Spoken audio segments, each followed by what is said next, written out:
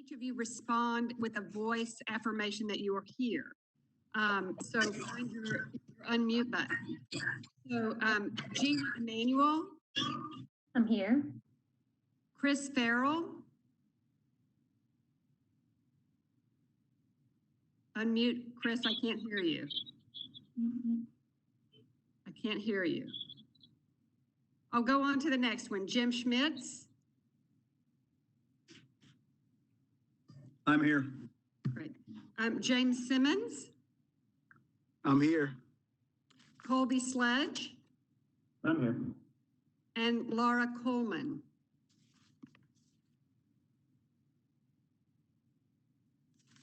Laura? Yes, I'm here. Can you hear me? Yes, we can now. And back to Chris Farrell.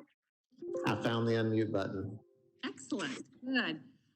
There's another kind of house cleaning thing that we need to do, and that we need to affirm that because of COVID, the COVID pandemic, that it requires us to meet by a teleconference, and that this is actually permitted because of the governor's executive order number 16, and we need to waive all contrary rules, or say that all contrary rules are suspended. And once again, I need to have a voice vote for everyone to that order. However, first I need a motion. Can I have a motion to? So moved. Second. And a second? Second. Thank you. I heard Jim move and James second. And is there any discussion on that motion? I'll say again, what we're doing is we're agreeing to meet by teleconference for COVID-19. It's consistent with the governor's order number 16, and that we are waiving any contrary rules and suspending those contrary rules. So I'm going to go through for a voice vote. Gina Emanuel. Yes. Yes. Chris Farrell. Yes. Jim Schmitz. Yes. James Simmons. Yes. Councilman Colby Sledge. Aye. And Laura Coleman. Yes. Very good. I think that Macy, our attorney, is on, and I think that it completes the kind of requirements that we have to begin our meeting. So again, I want to welcome all the commissioners. It's great to have 100% attendance, although this is not the ideal way to meet. I'm really thankful that each of you have adjusted to be here. Also want to welcome all of our partners and stakeholders that are here for the meeting. Again, reminding you that because of technology, we're not going to be able to open up for voice Q&A or public comment, but that the Q&A will reference it during public comment. So if you have anything you want to tell us or ask us, you can put it in that Q&A, and we'll come back to the Q&A at the end of the meeting so that we have opportunity for community input into our meeting. So again, thank you, and please use that Q&A function. Did the minutes of the previous meeting, Hannah, were those distributed to the commissioners? No, I didn't include anything that would need a vote. So those will be postponed until the June commission meeting. Very good. We'll vote on those in June. And then Hannah, we're going to move on to the financial report and the project progress reports. Great. So you'll also notice there was not a financial report included in your packet. This meeting will be very heavy on discussion. There's a lot of sort of possibilities and options for the commission that we'll need to discuss. Obviously, it's budget season, but in light of that, I'm also trying to make some adjustments to the way Barnes functions. And one of those is our financial report. You all have seen the financial report that is traditionally produced by finance, and that's the format that they use. And as a reminder, this function, according to the original Barnes charter, this position is supported by Metro Legal, which is why we're lucky to have Macy here, and then Metro Finance. So traditionally, Metro Finance has done, they take care of, I process their invoices, but then they make sure they're paid. They track our books. But that format wasn't the best to really understand what kind of position Barnes is in, especially because Barnes is a special project budget. So while, for example, departments usually, use it or lose it, the funds don't roll over. But because of the way that Barnes is formatted, our funds do roll over year to year. Because I haven't been here, I don't have insight into what has accrued over the past 5 years. And, since it's been in Metro. And so I'm working with finance, really grateful to them. They are working to pull all of those numbers so that we can see, there's been funds allocated for various things throughout the year, technology to support the application, strategic planning to help facilitate the strengthening of our policies and procedures, staffing. And so while, because all of the invoices come through me, I have a really strong handle on where we are with our grant making, where our grantees are with the progress of their projects. So, and that's obviously always been the most important part. But as, we look to how Barnes is going to grow and evolve, the fund will have almost doubled in the next fiscal year since I joined. I just want to make sure that the commission is able to really look at a dashboard and see not just where the grants are, but where all of our internal spending is as well.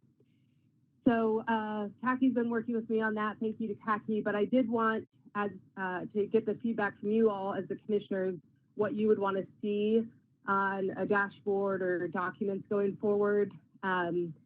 Again, finance is helping me with those. And so they're going to be doing the deep dive into the finances from the past 5 years.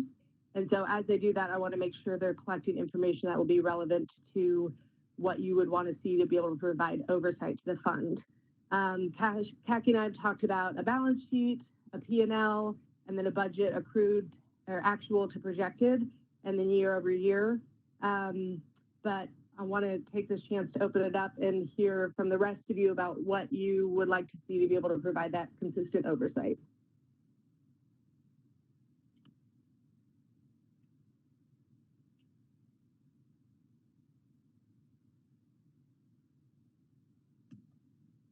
Yeah, I talked to Hannah about it'd be nice to see it in a format that we're accustomed to seeing financial reports.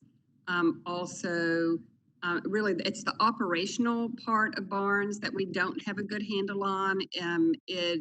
Because we haven't had financial reports that could give us a window into that. And so that's what we're trying to gain. So we can make some decisions about either programming or training or the things that we need going forward. So it'd be helpful to know what else y'all would like to see so that you can feel in command of the operational finances.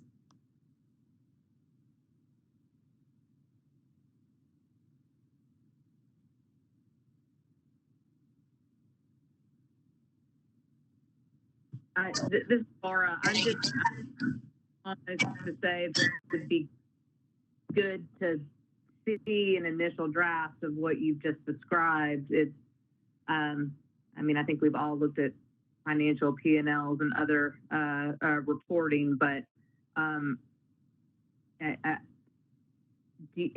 how far away are we from getting just a sample that we can look at and maybe provide some guidance on if we don't see the customary things we would expect to see from those types of financial reports?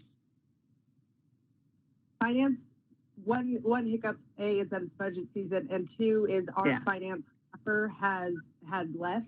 And so they're working to sort of establish who that would be, but they said that I could get it in the next few weeks. That was a week ago. Okay. My goal is to be able to present a draft to you all at the June commission meeting. I think that's going to be really crucial as we move into the next budget cycle and understanding how much we can allocate for the RFP, knowing what we have in our reserves for, just general operations.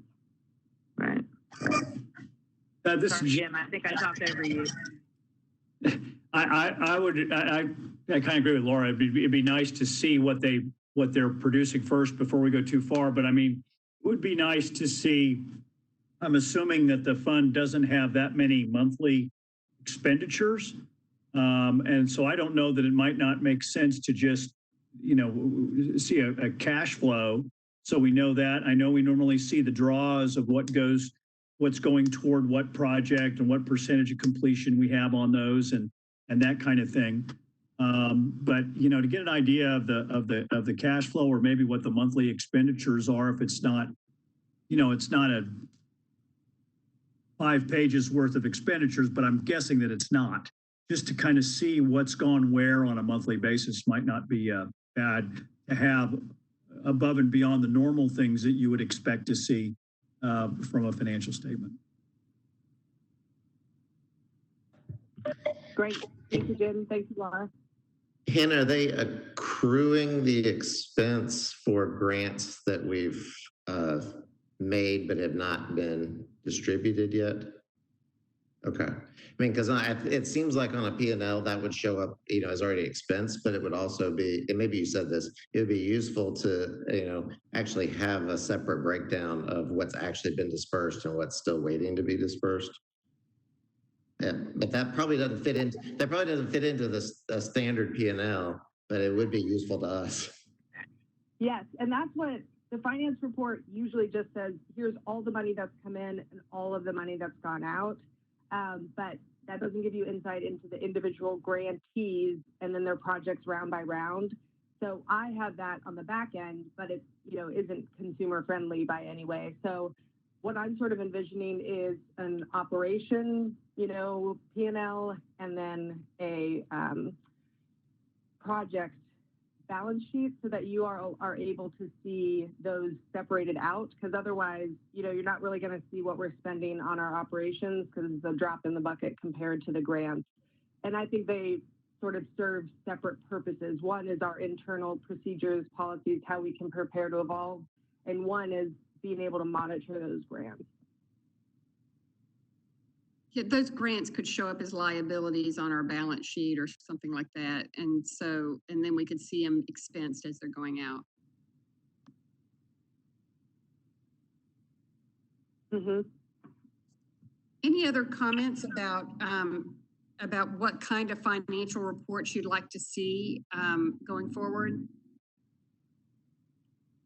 Then I'm going to suggest, Hannah, that after you have a draft of them, if you can send them to the commissioners, and that way you can get feedback, and we can be further along by the time of our June meeting, when we'll hopefully have something that's kind of quasi final. So, and thanks for your willingness to work on it. I think having those accurate financial reports is going to be very valuable. And then did you want to make a project progress report? Yes, thank you. There has been a lot of project progress since we last met. So, and I appreciate everyone's patience as we were navigating COVID and not meeting for the past 2 months. So, and this is actually surprising to me, you know, so much of the work has gone on hold, but our grantees have done a great job navigating what's safe, what's not safe. So some of the rehab has been on hold. Anything that had to happen, you know, in contact with the homeowner was put on hold. That was at the discretion of our grantees, which was really wise. And then a lot of the construction has gone forward. Some of the challenges have been with internal metro departments who have put inspections on hold, obviously for safety reasons, or because of rotating staff as another safety measure, they had decreased capacity. So again, grantees have been very vigilant on trying to move these projects forward, even in the absence of, you know, their structured workflow. So a number of projects have been completed. Mending Heart project. So again, they had trouble with the water department, but were able to bring it to completion. The Dismas House project is complete. That was a few rounds of funding, and that has come to final UNO. They'll be moving in. The draw requests have been submitted, so that is completed. And these two are working on their project reports, which will contain the number of units, photos, their process for moving in residents, and I will share those with the commissioners as they are sent to me. Rebuilding Together has completed some work, some external rehab on their second grant that they received, and then they've already started work on their third grant. And as a reminder, you know, of course, that work is really important as homeowners are working hard to try to stay in place, and the housing market is probably, more unstable than ever. So it's helpful to have that work out in the community. Be a Helping Hand is halfway through one of their single family rentals in North Nashville. Our Place, a grantee from the last round, has already made a significant draw request on moving forward their project. Again, that's units, interesting model where they pair lower income aging adults with folks who have developmental disabilities and create communities so that there's sustainable living opportunities there. And then Habitat has completed construction on their units, but they are not at the final UNO stage yet. So a lot of impressive work going on in the community. So if you see any of our grantees, tell them to keep up the good work. Thanks, Hannah. I'd also say that I'm sitting in on some of the VOAD calls. That's the Volunteer Organizations Activated in Disaster. And Barnes Partners are providing some great leadership in that regard, as well as Hannah. So in addition to the things we fund directly, our partners are engaged in the community in lots of different ways. Does anyone have questions about the progress report that Hannah just gave? Hey, Kagi, not a question, but just to fill in a little bit of context for what Hannah was saying regarding water taps. So because water has been trying to basically space their people out, they more or less told us as council members a little while back, hey, we're really not going to be doing water taps, both for social distancing and because there was a fear that if people were at home and they were going without water service for even just a few hours while work was being done, that there was risk to residents. So there have been some cases where Barnes projects have been held up specifically for water taps. And Hannah and I have been emailing about it. We don't really have a process yet. I'm trying to kind of get with water, and I know she has been too. But I guess I would say this for possible attendees, if they start to run into those problems, if they'll email Hannah and myself, usually council members, if they bring something to attention to water specifically, saying, hey, this is a Barnes Fund project, this is kind of a priority, we've been able to get things done that way. So really more for the attendees, anybody else, but just wanted to give the context of why that was occurring. I believe water is going to kind of work its way back up to full capacity in the next couple of months, but that's right now. Thank you, Colby. That was helpful. And I will take a moment to plug our Metro Department fast tracking program. A lot of you attendees have been taking advantage of that. And so I'm hearing from people that that's really expediting permits and inspections. That's exactly what we wanted it to do. Prioritize affordable housing, put it to the front of the line. And department heads have told me, we are invested in this project. I know some of the grantees have shared that they don't want to seem like they're, trying to game the system or be bothersome to departments, knowing that they are already so, at capacity.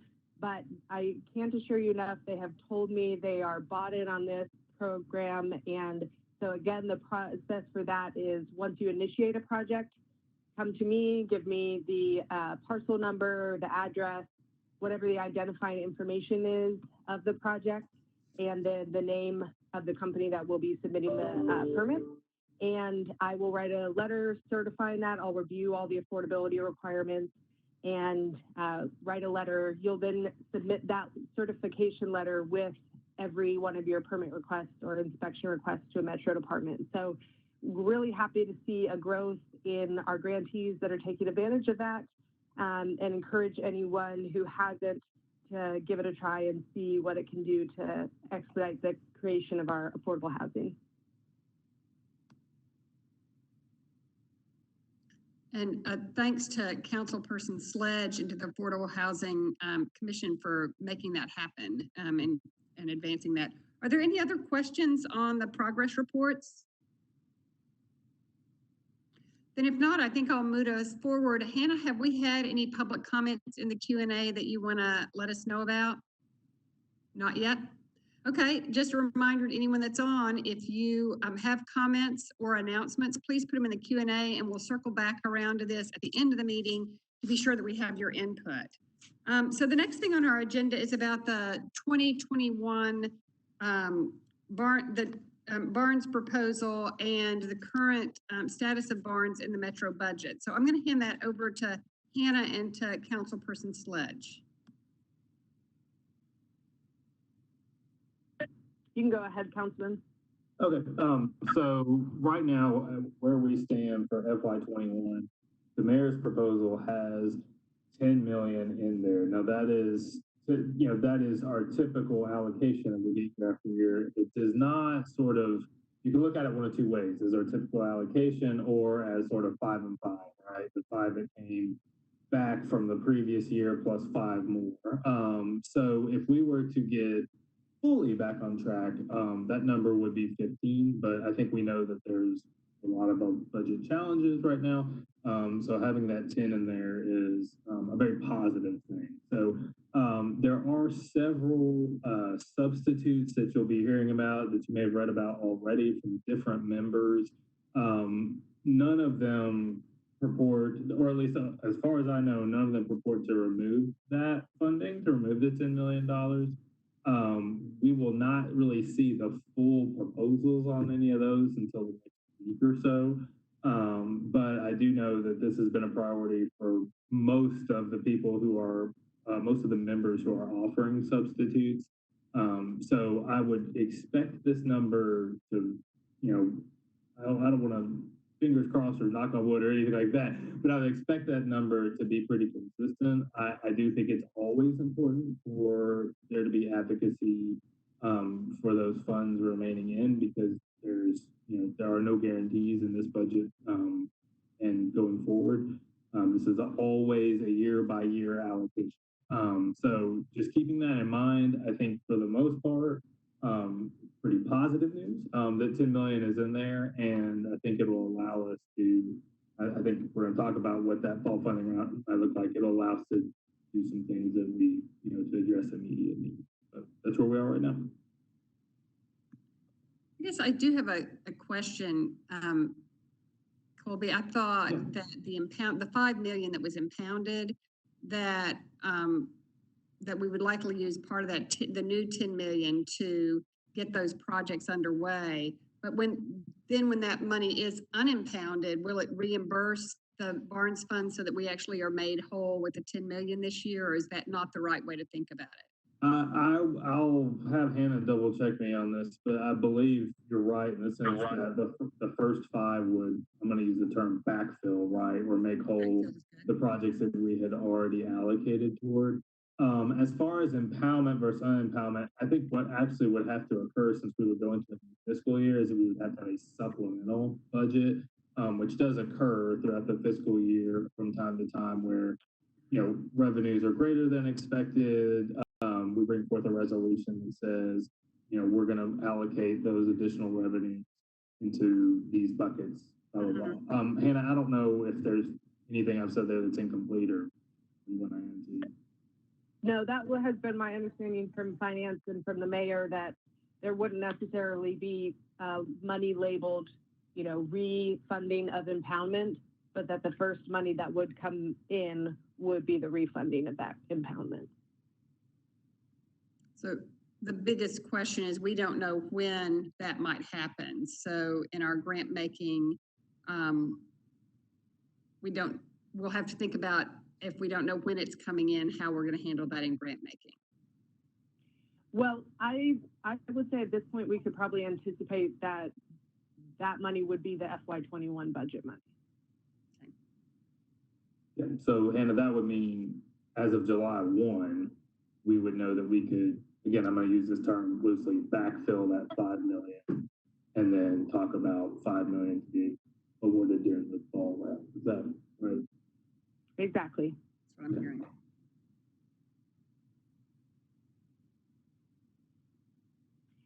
So then we will know, when is the council vote going to be held? Yeah, so we've got a couple of dates coming up. So the next meeting is Tuesday, June 2nd, 6:30 p.m. That is the public hearing on the budget.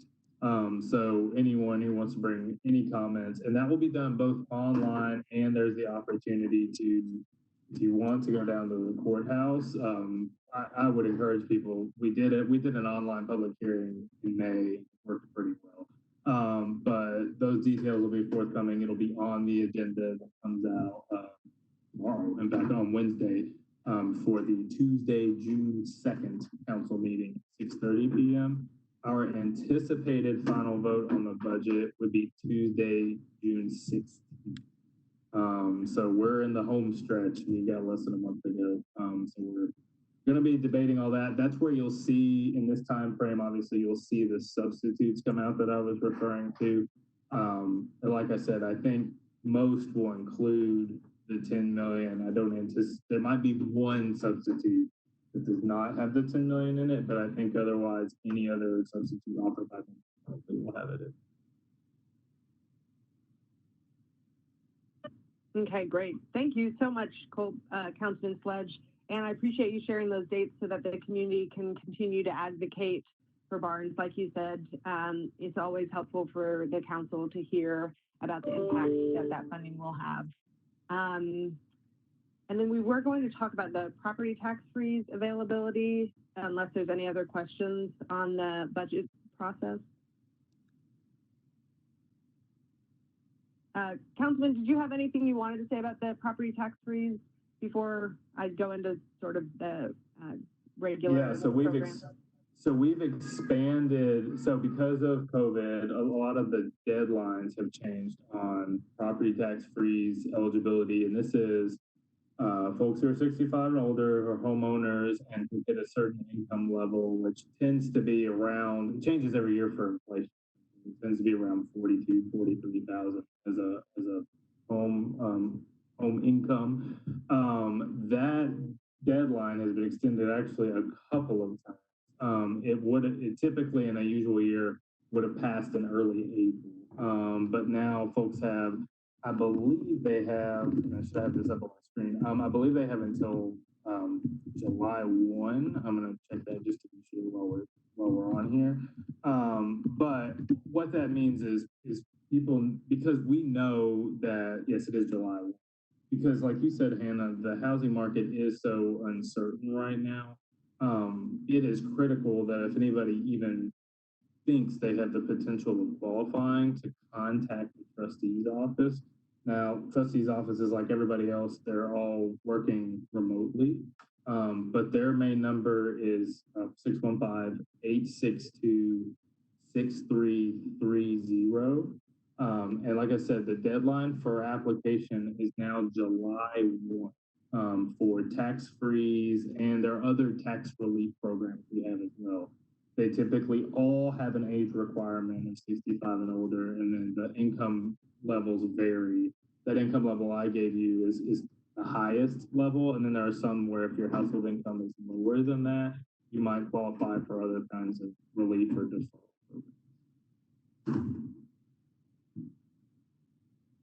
That's really helpful. Thank you, Councilman. And I know that there are some of our grantees who work with that population. And so especially Westminster and Rebuilding, that are specifically, not exclusively, but focused on our aging adults. So I will make sure that they have that information as well. And we can try to make sure that anyone, like Councilman said, who might even qualify, make sure to get in under that deadline. One other plug I'll give that is part of our budget process and does impact a lot of the populations that our development community is dealing with, our nonprofit partners, is there are $121 million in one-time funds through what's called the CARES Act, of Congressional allocation. Now, this allocation went only to cities that had populations of 500,000 or more. So in Tennessee, only Nashville and Memphis qualify for these funds. The important thing about these funds is they can only go to expenditures of COVID-related impacts. And that can be kind of broad, but we're getting more and more guidance from the federal government, every month or so as to what that looks like. The council actually passed legislation last week to say that any disbursement of those funds, there's been no disbursement of that 121 Any disbursement will have to come through council, will have to be approved by council. And one of the things I know that members are looking at, as well as, the mayor's office and sort of other advocate groups, is what does rent and mortgage relief look like from a COVID impact. Several other cities are doing rent and mortgage relief. We're looking at examples from Houston, from Austin, San Antonio, in fact, is doing a sort of a combined pool for rent and mortgage relief. Sacramento is doing rent relief. So as that picture becomes a little clearer, which we would expect it to in the next month or so, we'll need to be communicating that here as well, because a lot of the people who are going to be on this call or in these meetings, you are going to be communicating directly with our residents who might benefit from those disbursements. So as we get more information, as we put things together, I'll share that information as well. But these funds have to be spent by the end of the calendar. So we have essentially 7 months left to figure out how to most effectively and most directly get these funds into the hands of people who've been affected through COVID-19, whether it's job loss, medical, whatever it might be. So that will be something that I anticipate that folks involved in this realm are going to be involved in. Yes, I'm sure there's. If I could just make a comment, I would, maybe this is more personal, but I would highly encourage the council and the mayor's office to move with all due haste on this, because if you wait the 6 or 7 months to dole this out, it's not going to do any good. It's going to be too late. The sooner it gets out there, the absolute better. So I would highly encourage everybody to fast track that, not get bogged down in governmental bureaucracy. Yeah, totally agree, Jim. And Chair, I'll add one of the, so the budget chair substitute, which isn't really quote unquote finished yet. And we anticipate any substitute, any budget that we pass will have language in it that sets up, I know this sounds like government bureaucracy, but it sets up a committee with council members and advocates to disperse that, to work on the first round of dispersing that. The important thing about that is that language includes a deadline, and there's a deadline of forming the committee, which is a month from now, and then the first disbursement having to occur basically by the end of August. So we are trying to set very clear markers along the way to say this money's got to get out.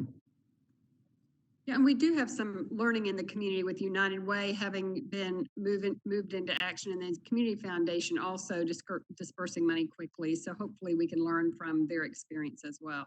Yeah, the mayor even issued a letter on sort of thoughts about where CARES Act might potentially go, and I mean just sort of large buckets. And one thing that has been mentioned in these conversations is the need for a third-party nonprofit partner to help that administration. And Kathy, those are the kinds of organizations that come up in these conversations. Great. Any other comments or questions about the 2021 budget proposal? We do have one question for you, Councilman.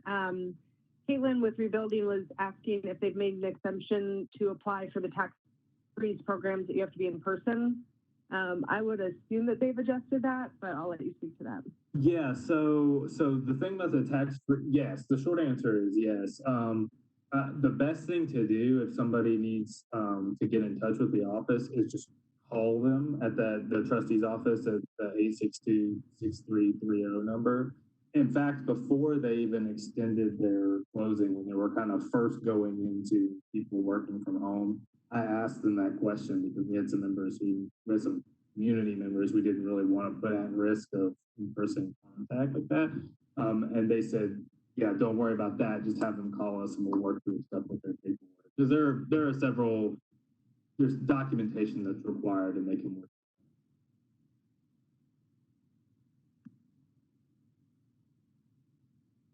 Great, thank you, Councilman. And Hannah, I think I'm going to move us on to the 2021 grant strategy and let you introduce that for us. Great, thank you. And we do have one question that will be discussed. Caitlin did say, we know that the in-person requirement for tax reasons is often a barrier. And so she said, thanks for that information. So appreciate all of that, Councilman.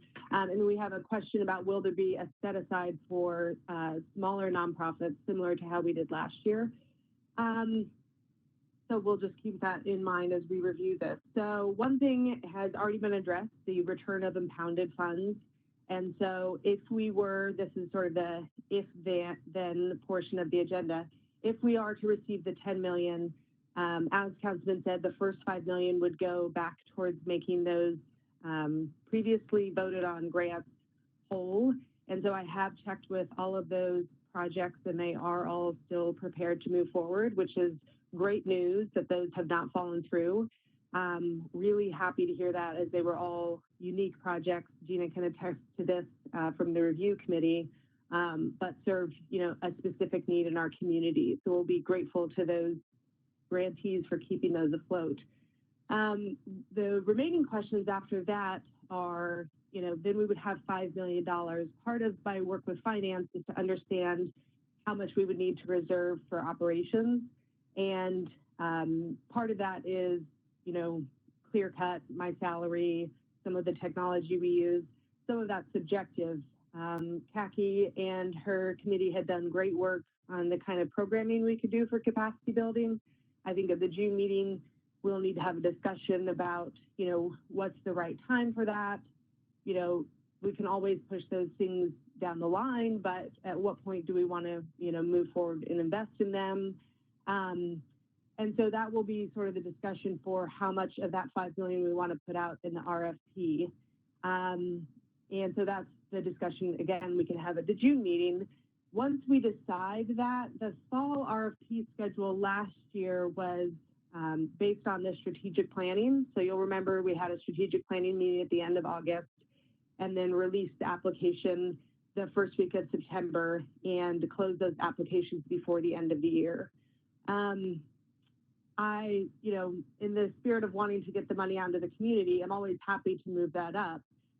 I would like it to come after our strategic planning session so we can address some of these larger questions, review how the nonprofit set aside went last year, whether we want to keep that. And so I mentioned this in the email, I think, but would the commission be available for a strategic planning meeting for the July meeting versus the August meeting? I know in the past that's been a week for vacations, but COVID is adjusting a lot of people's plans. So I'll just open that up here for the commission if you have a sense of your summer schedules and what you think about in general bumping up that timeline. I very much like moving that deadline up. I think a little bit what our group talked about was identifying what is the most pertinent needs. And so I think it would be great for us all to get together and do that, especially this year more than others with what's happened. So I am available to do that in July if everybody else. July is fine with me as well. That works for me. Yeah, I'm fine with July as well. Yep, July works. I'm hearing that pretty much consensus. James, I don't know that I heard your voice. Did you say that it would work for you? It does, yes. Great. Then we'll ask Hannah then to update that invite. The date is July the 28th. And generally what we met is, had a 6 to 7 hour meeting. So she and I will think about that, and likely it'll be like 10 to 4, 10 to 5, 9 to 3. We'll get that on your calendars as soon as possible. So thanks to y'all for your flexibility to move it to July. Hannah, did you want to talk to us more about the 21 application? The process for application revisions. Well, a couple of things. Thank you for being willing to move it up. Just so any of our attendees know, you can reference the original RFP schedule, but I will bring one to the June one that's a proposed based on releasing the application in early August. And basically that will move our RFP schedule up by a month. And my goal there is to be able to get it into council before the end of the calendar year. That, you know, in the past years it had taken 6 months to get to council. We've got that down to 3 months. And so I'm always sort of hoping we can move that through more quickly while not sacrificing any of the quality of our contracting or procedures. So one thing before I move forward that's of note and pertinent to the conversation here was Kay Bowers just got in the chat to let us know that 3.124 million in CDBG monies have been allocated to Metro under the CARES Act, which can be used for renter relief. I see you nodding, Councilman. Do you want to speak to that at all? Yeah, if that's if the number sounds very familiar, so if it's the one I'm thinking of, that's allocated to NDHA, which they can use for that or other purposes. Again, if I'm hearing this right, because that's broken out, that's not part of the 121, a lot of these other subgroups. That means they can use it for, we've talked about it in other applications, we put it that way. NDHA, in their budget presentation and conversations I've had with them, they are talking through what they want to do with it, but they have not sort of indicated, hey, we definitely want to use it for this. Yes, that's consistent with what I've heard. There was CDBG, which is the Community Development Block Grants that we get through HUD, and then there's a special DR at the end, which is the disaster relief. And for anyone listening, as well as the commissioners, there was talk of there being a special DR allocation after the tornado. I spoke with the executive director at MDHA, Jim Harbison. He said it seems like that's been subsumed by COVID, understandably. And so, you know, we had some of our grantees that were working to make plans for that funding and to apply for that funding. And so I'm talking with MDHA to see, you know, we know that tornado intersects with COVID. And so is there a possibility of using some of those COVID funds and having a specific overlay for them for a certain population, while wanting, of course, to meet all of the federal requirements. So that money is going through the MDHA process. And so I'm glad Kay brought that up, because rest assured, you know, there is money, to your point, Jim, that's already in process, that's already moving out into the community. And then the process for application revisions. In the past, I'll go back to the committee. I got their feedback while we were reviewing the applications. I'll go back through and see if there were any additional things that came to their mind about revisions. But I have a number of things in mind that I think just need tightening up, of course, as we go through round by round. I don't anticipate any large structural changes to the applications, but I will be sending out a survey to the commissioners and to the review committees to see if there are any structural changes. I think based on our strategic planning conversation last year and the ongoing committee discussions, there's certainly things that are under consideration. But what I'd like to discuss right now is my sense is that what I'm proposing is that with a smaller budget allocation this year, that we stay the course and provide some predictability to our grantee community, and in that way support the work that's already ongoing while we build a plan with the work of your committees for any long-term strategic, you know, allocations of the budget.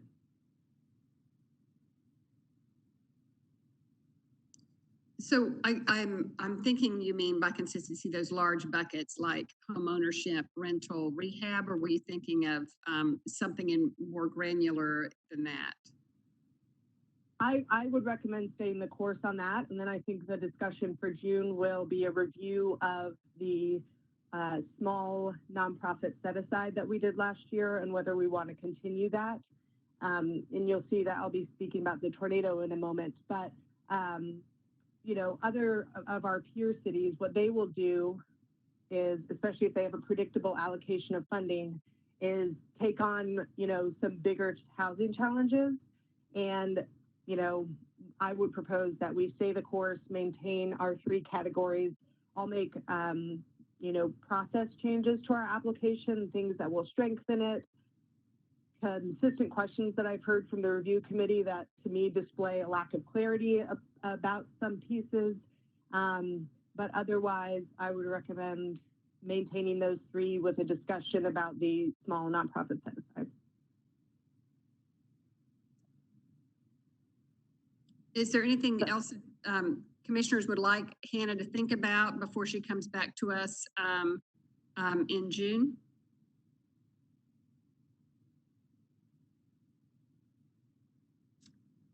Very good. Hannah, did you want to talk to us a little bit about, is there, in addition to the THDA grant opportunities, or do you feel like you've covered that? Yes, I will go over that just because I think it's helpful. I imagine the commissioners have heard a decent amount about the tornado recovery, COVID, the impact that that's having on our housing market. So I am part of our long-term recovery group for tornado. I'm grateful to be working with a lot of our grantees on that recovery work. Westminster Home Connection is leading the specific housing rebuilding committee. And so they're doing analysis of all of the data we have so far so we can get an understanding of the impact that the tornado had on our housing stock. So for owner-occupied homes in 37208, which is North Nashville, there were 180 damaged, and of those 180, 11 of the homes were destroyed. And one thing that's helpful is to know that codes did this review right in the midst of the aftermath. And so damaged is a pretty broad category at this point. And so Westminster is working with a assessor to be able, not a metro assessor, but a private assessor to be able to review, basically, is this house a loss? What's the real financial need here? And to be able to total those. So that's a rudimentary review of the data at this time. And then in 37214, which is Donaldson, there were 340 damaged homes, and of those 340, 28 were destroyed. They're still working through on the other zip codes, 37208, 37214, where we saw a significant amount of damage. But, and those numbers aren't finalized. That's rough data that they're working with. But I just wanted to bring that to you all because I think it helps to frame the scale of the impact. The, secondary review of that will be how many of them were lower income or would qualify for any Barnes allocation. And one reason this is really on our radar beyond, this being part of the Barnes mission is that THDA has a grant opportunity regarding a tornado. And so they've been working with me on that, and it requires a match from the municipality where the grant's given. And it gives up to $500,000, and so Barnes would have to be prepared to match up to $500,000 as well. And so I just want to share that with you. That's been a significant impact to our community, and that those are a number of items that are in process. I think Barnes has done a great job of sort of, staying the course and not getting pulled to the left or the right. But I think a strategic choice would be to match those funds so that they're accessible to our community, and it aligns with our mission still to rehab, rebuild, and preserve affordable housing stock. Ken, I've got a question. In this work, is there information being gathered on how many of these units would have had insurance and will be potentially rebuilt by that insurance? Yes, yeah, I'm glad you brought that up. So the process is the long-term case management will work with the individual homeowners to review what did you get from FEMA and do we need to put in an appeal for FEMA. So, thankfully I'm the least experienced disaster person in the group. So there's people who are really used to the FEMA process, used to working with insurance negotiations. So they'll go FEMA and insurance are obviously the first stop. And then they'll even look at, assets. Someone, especially in the time of COVID, may have lost a job, but they have assets they could still use for the rehab.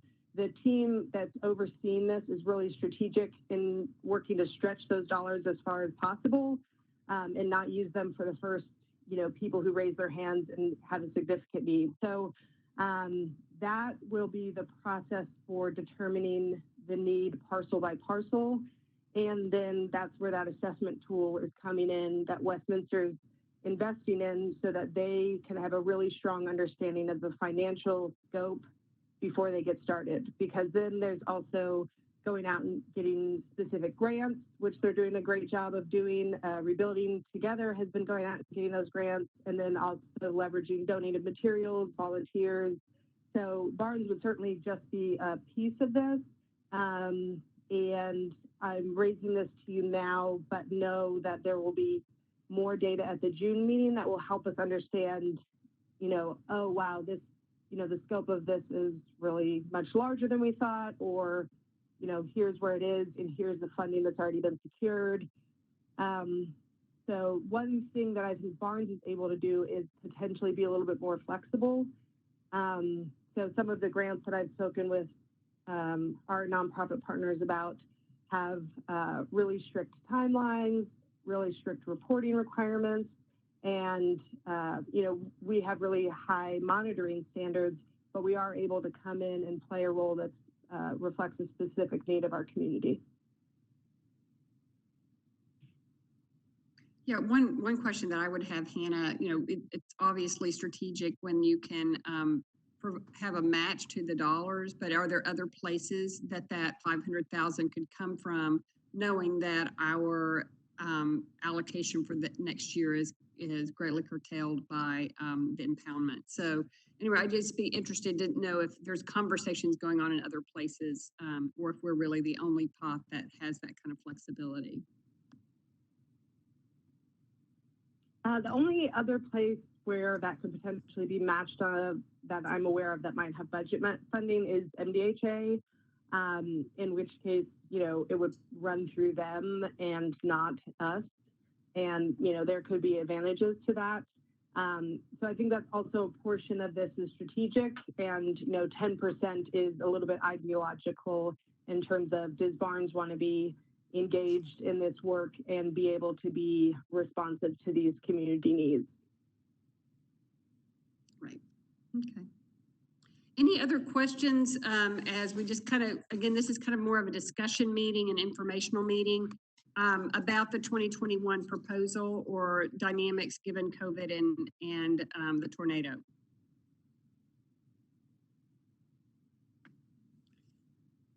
I don't hear any questions, so I'm going to move us on in the agenda, if that is okay with folks. The next is just about our audit. As you know, you've been seeing this on our agenda every month since we received audit findings. And as far as Barnes is concerned, we've resolved all of those audit findings. And so I don't know, Hannah, I know you've submitted it to Metro Audit. Are they going to give us feedback, or I'm wondering if we need to decide now to remove this from our agenda, or whether we need to wait for feedback from audit? I have followed up with them to see if we'll sort of get a letter of certification from them or anything certifying that we're done with the process. Okay. So we'll keep this on the agenda one more time to just let y'all know that has all been wrapped up with audit, and hopefully we can move on from that. The next thing on the agenda is strategic planning update, and I think that we have resolved that will be July the 28th. We'll get an invitation out to you. Hannah had said earlier she's going to send out a proposal a survey on what you want in the proposal or any ideas on the proposal. I'm going to ask her to include something on strategic planning, some probably open-ended questions like what would you like to consider? What would be a successful strategic planning meeting for you, so that we can have that information for whoever is going to be our facilitator. And given that that's really soon, July the 28th, I hope that when the survey comes out, you'll make a quick turnaround, so we'll have your input. Any other comments on strategic planning? Okay, then I'm going to move us to the next agenda item, which is staffing. And let me just give a little bit of an introduction to this.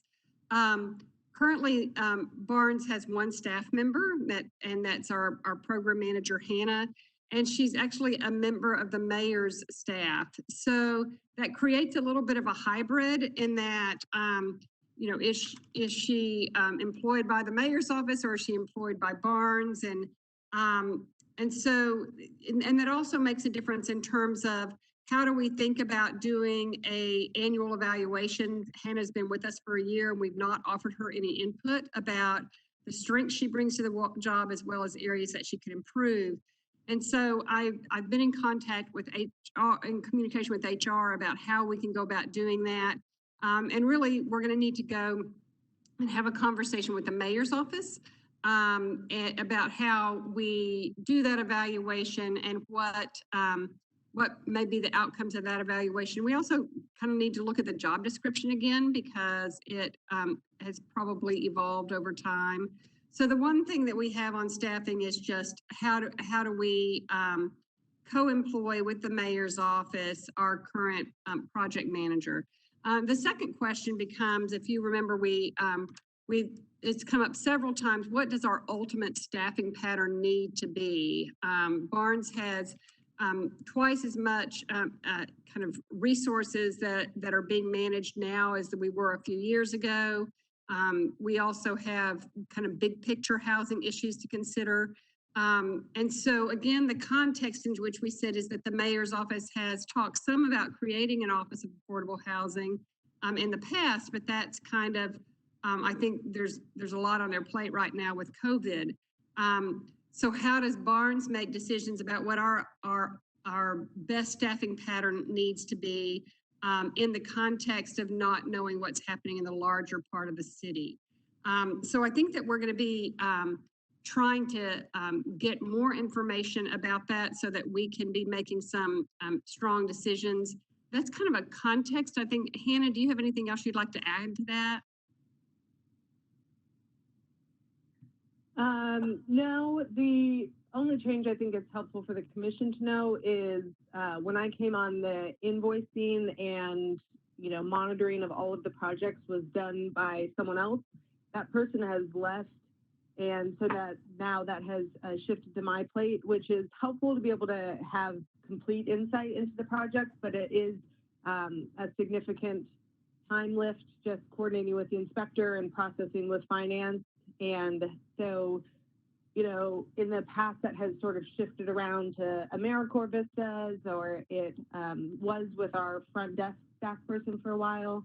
I think, again, based, you know, just reflecting on the audit and continuing to grow the portfolio, it's really important for that continuity of oversight to exist within dedicated staff people to the fund. And I do think it's challenging, you know, to determine how much of that comes out of the Barnes budget and how much comes out of other sources.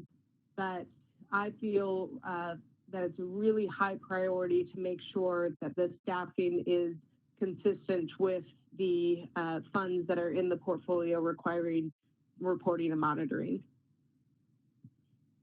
So I am currently trying to get a conversation with Bill Russell and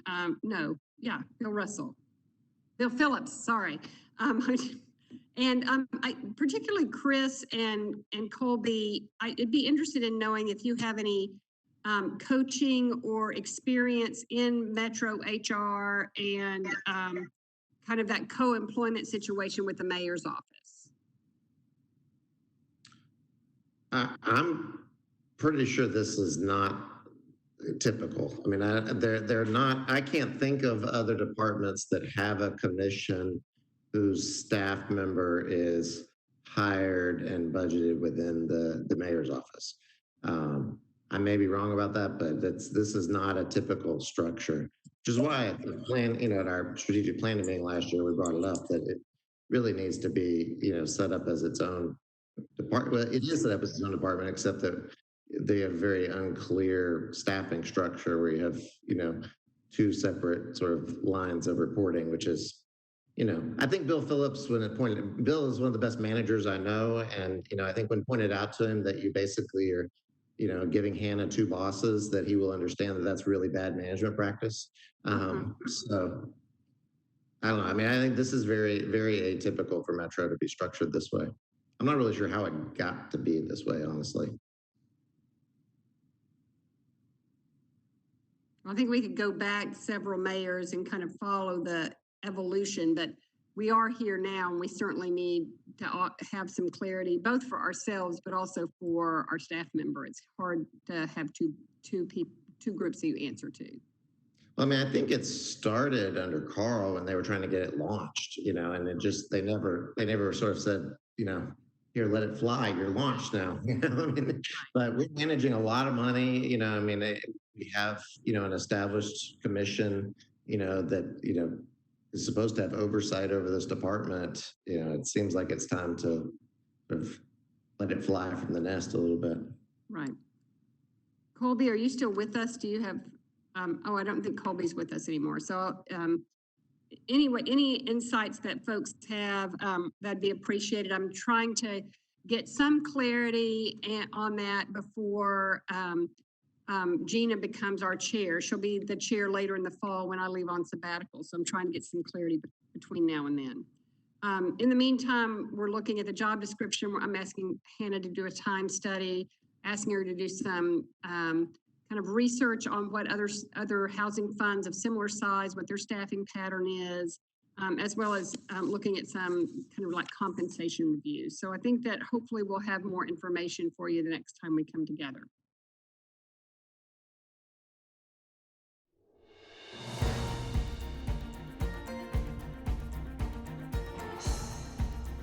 This has been a service of the Metro Nashville Network. If you would like to see this presentation again, or for more information about this and other programs, visit nashville.org.